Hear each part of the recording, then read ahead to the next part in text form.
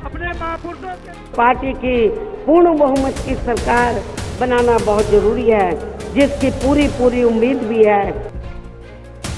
लखनऊ के काशीराम स्मृति स्थल पर आज बसपा सुप्रीमो मायावती के संकेत सुर्खियों में है और वजह है आकाश आनंद, यानी काशीराम की पुण्यतिथि पर हुआ बसपा का बड़ा शो ऑफ पावर, यानी मैदान खचाखच भरा, भीड़ में जोश, चारों तरफ नारेबाजी, लेकिन सबकी निगाहें एक जगह पर टिकी हुई थी, वो थी मायावती के साथ खड़े हुए आकाश आनंद पर। ऐसा क्यों? अब सवाल ये है कि क्या मायावती ने कर दिया है बड़ा इशारा? क्या उन्होंने ये तय कर लिया है कि आकाश आनंद ही होंगे बसपा के भविष्य? तस्वीरें सब कुछ साफ कह रही हैं। पहली तस्वीर जब मायावती मंच पर पहुंचती हैं, उनके साथ थे सतीश चंद्र मिश्रा, लेकिन कुछ ही पलों में मिश्रा पीछे हटते हैं और आगे बढ़ते हैं आकाश आनंद। ये सिर्फ प्रोटोकॉल नहीं था, बल्कि एक राजनीतिक संदेश था। दूसरी तस्वीर, मायावती श्रद्धा सुमन अर्पित करती हैं काशीराम को, उनके बाद पुष्प अर्पित करते हैं आकाश आनंद, न कि सतीश मिश्रा, न कि आनंद कुमार, बस मायावती के तुरंत बाद आकाश आनंद। ये किसी भी पार्टी के भीतर की एक हैरान करने वाली एक बड़ी तस्वीर थी।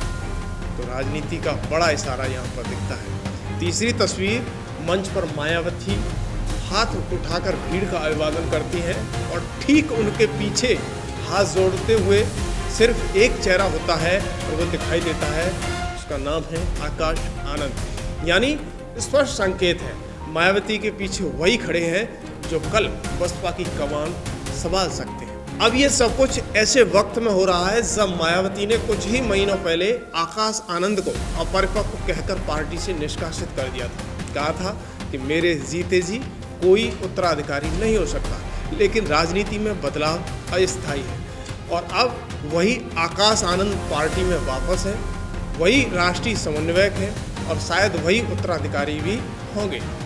तो क्या मायावती अब बिना बोले ये साफ कर रही हैं कि बसपा का अगला चेहरा आकाश आनंद ही होंगे? क्या 2027 में यूपी की राजनीति में आकाश आनंद की एंट्री फुल फॉर्म में देखने को मिलेगी?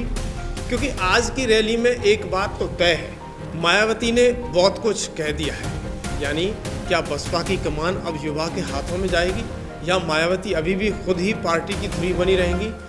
इस सवाल का जवाब शायद आने वाले वक्त की राजनीति में छिपा हो। लेकिन उससे पहले आप सुनिएगा आकाश आनंद का एक छोटा सा बयान मंच से लखनऊ में उन्होंने संबोधित किया।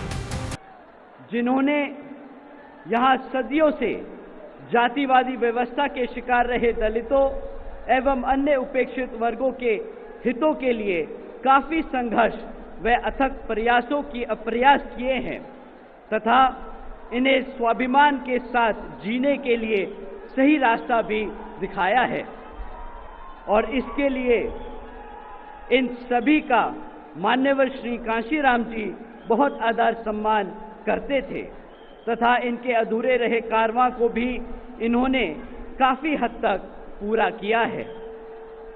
अर्थात में वे उनके बताए हुए रास्ते पर चलकर इनकी सोच व मूवमेंट को हमेशा आगे बढ़ाते रहे हैं, जिन्हें अब इनके पद चिन्हों पर चलकर आदरणीय बहन जी आगे बढ़ रही हैं।